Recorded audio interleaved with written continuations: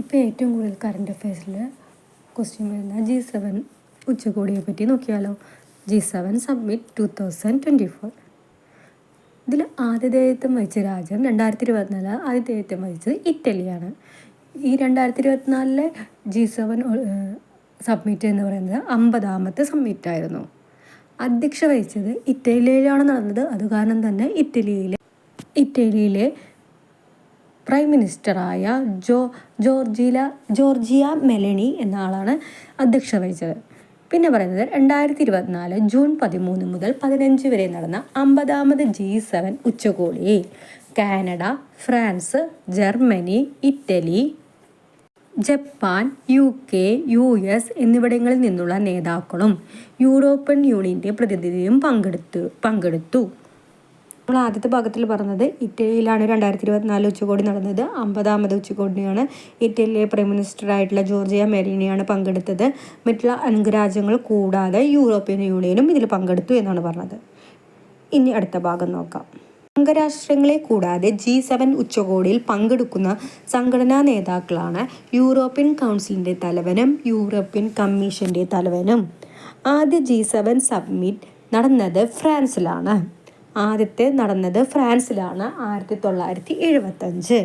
G7 രാജ്യങ്ങളുടെ കൂട്ടായ്മ നിലവിൽ വന്നത് 1975ലാണ്. 1975ലാണ് ഫ്രാൻസിലാണ് ആദ്യത്തെ ഉച്ചകോടി നടക്കുന്നത്. ഫ്രാൻസിലെ പാരീസിലാണ് നടക്കുന്നത്. G7 രാജ്യങ്ങളുടെ കൂട്ടായ്മ നിലവിൽ വന്നത് 1975ലാണ്.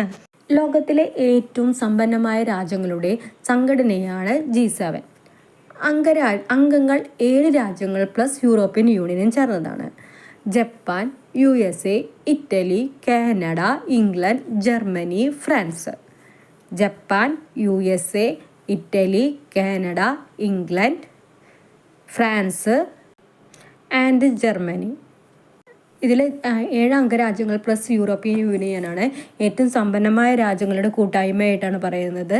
അതിൽ വരുന്നത് Japan, USA, Italy, Canada, England, Germany, France. G7 അംഗമായ ഏക ഏഷ്യൻ രാജ്യമാണ് ജപ്പാൻ. 12 രാജ്യങ്ങളുടെ പ്രതിനിധികളും 5 ഇൻ്റർനാഷണൽ ഓർഗനൈസേഷനുകളും പങ്കെടുത്തു. G7 സമ്മിറ്റ് നടന്ന വേദികളാണ് നമ്മൾ 2024 പറഞ്ഞു ഇറ്റലിയിലാണ്. 2023 ജപ്പാനിലെ ഹിരോഷിമയിലാണ് നടന്നത്.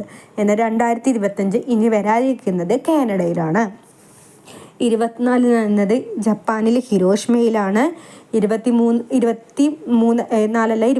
നടന്നത് ജപ്പാനിലെ ഹിരോഷിമയിലാണ്. 24 നടന്നത് ഇറ്റലിയിലാണ്. 25 വരാനിരിക്കുന്നത് കാനഡയിലാണ്.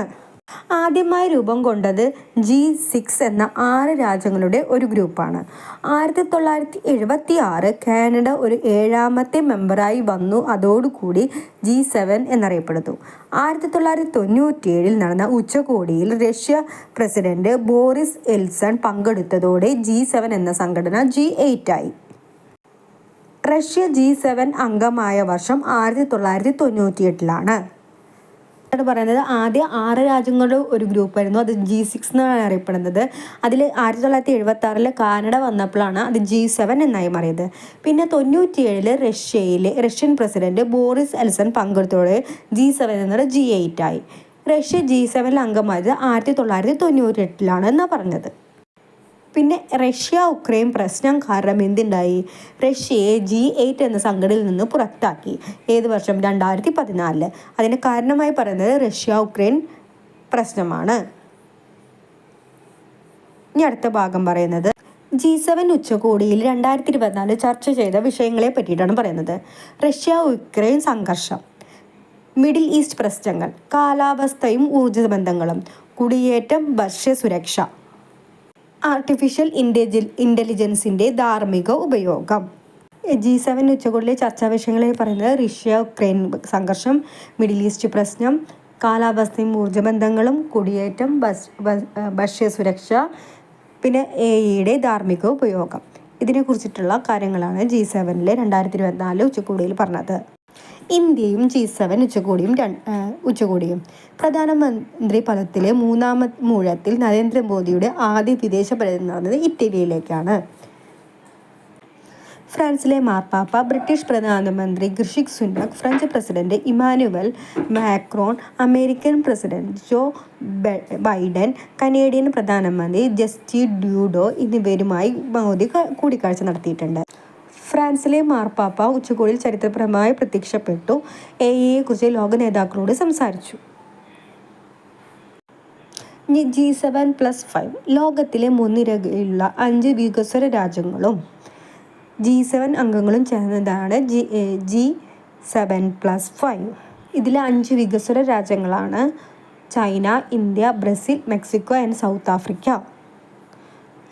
China, India, Mexico, south Africa and Brazil.